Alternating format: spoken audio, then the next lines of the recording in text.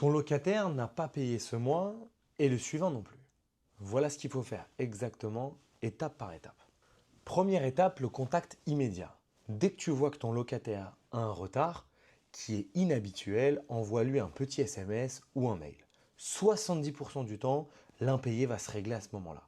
Ça peut être un oubli de la part du locataire ou juste une période un peu plus difficile mais qui n'est que temporaire. La deuxième étape, la mise en demeure. Si tu vois que ton SMS ou ton mail est resté sans réponse et que rien n'a bougé du côté du locataire, c'est-à-dire qu'il n'a fait aucun paiement, n'hésite pas à lui envoyer une lettre recommandée de mise en demeure. Ou si tu as une garantie loyer impayé, c'est le moment où tu dois l'activer. D'ailleurs, tu devrais en avoir une.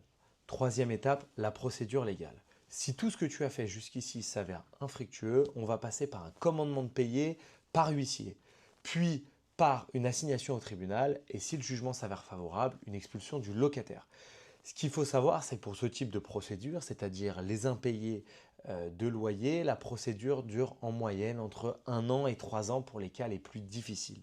C'est pour ça qu'il est important de s'assurer avec une GLI, donc une garantie des loyers impayés, car pendant toute cette période d'impayé du locataire, l'assurance te paiera et te versera les loyers pendant qu'elle s'occupera de faire la procédure. En définitive, la meilleure protection, c'est la prévention.